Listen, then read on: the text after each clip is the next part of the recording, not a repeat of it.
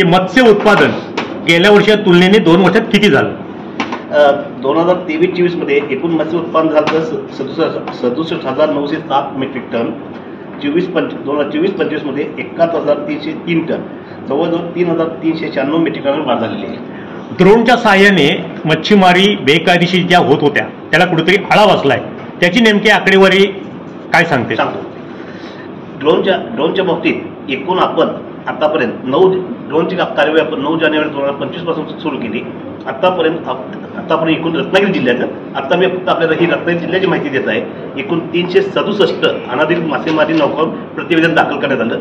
त्यावेळी 82 नौकांवर प्रतिवेदन निकाली करण्यात आली. त्याचबरोबर आणि एकूण 29 LED नौकांवर प्रतिवेदन दाखल करण्यात आलं आणि 19 प्रतिवेदन निकाली करण्यात आली. LED पासून LEDच्या नौका होत्या त्यापासून 90,40,000 इतकी दंड वसूल करण्यात आला आणि जी अनाधिकृत मासेमारी होती त्याच्याकडून 31,19,000 इतका दंड वसूल करण्यात आला. मच्छीमारीचे परतावा हा नेहमीच ओरड असते, ह्या वेळेला नेमकी काय परिस्थिती आहे मच्छीमारांच्या परताव्या संदर्भात? मी इतकं सांगू इच्छितो, मच्छीमारांचा परतावा आमच्याकडून डिसेंबर 24 अखेर पूर्ण झालेला आहे. काही जिल्ह्यांचा जानेवारी आणि फेब्रुवारी 25 अखेर देखील पूर्ण झालेला आहे आणि ह्या इथून पुढे मत्स्यमारांचा परतावा त्या वर्षीच होईल, कारण पूर्वीची कुठलीही आता आमच्या थकबाकी शिल्लक नाही. मिरकळवाडा फेज 2 मधली काही उर्वरितची कामं बाकी आहेत, त्याची नेमकी स्थिती काय आहे आणि काय उपाययोजना आहे? मिरकळवाडा फेज 2च्या बाबतीत एकूण 11 कामं आहेत आणि 11 कामांच्या बाबतीत 27 कोटीची कामं आहेत. ती कामाच्या बाबतीत टेंडर प्रोसेस सुरू आहे. येत्या 10 ते 15 दिवसात टेंडर प्रोसेस पूर्ण झाल्यानंतर ते देखील काम आम्ही लवकरात लवकर चालू करणार आहोत आणि टप्प्यावरची कामं पूर्ण करणार आहोत. मत्स्य उत्पादनात वाढ होण्याचं नेमकं कारण काय? आता मत्स्य उत्पादनाची वाढ होण्याचं मुख्य कारण की ज्या LED नौकांच्यावर ज्या कारवाई केल्या आणि ड्रोनद्वारे आम्ही जी कारवाई 9 जानेवारीपासून सुरू केली, त्या 2 तारखेच्या आणि LED नौका ज्या 12 नॉटिकल माइलच्या आत येत होत्या ह्या सगळ्यांच्या ज्या कारवाई करत गेलो त्या कारवाईमुळे मत्स्य उत्पादन वाढण्यास मदत झालेली आहे. प्रधानमंत्री मत्स्य संपदा योजनेत किती लोकांनी लाभ घेतले रत्नागिरी जिल्ह्यात? प्रधानमंत्री मत्स्य संपदा योजनेत जिल्ह्यामध्ये एकूण लाभार्थी प्रोजेक्ट आहेत.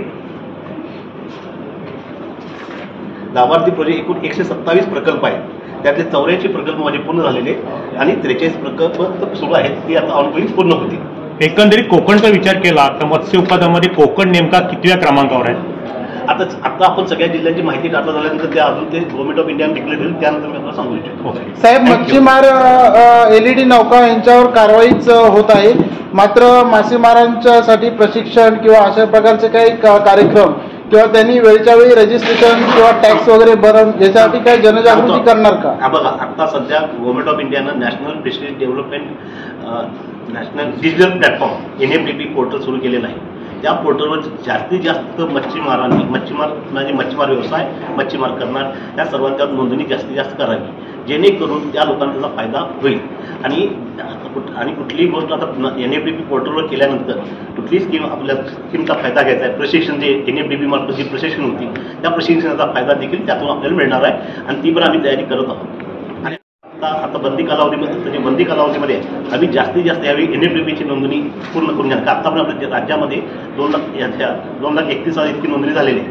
आपल्याला त्यात अजून आपल्याला वाढ करायची आहे आणि आम्ही त्याचे आउटरीच कार्यक्रम पण घेणार आहे. आणि रत्नागिरीमध्ये जवळजवळ 24,697 इतके ह्यांची नोंदणी झालेली आहे. बंदी कालावधीची कडक अंमलबजावणी होईल मत्स्य नक्कीच. मत्स्य व्यवसाय विभागामध्ये बंदी कारवाईची निश्चितच कडक कारवाई आणि जे नियमाप्रमाणे मासेमारी आधी नियमाप्रमाणे जी काय कारवाई ती करण्याची आम्ही दक्षता घेतलेली आहे. धन्यवाद.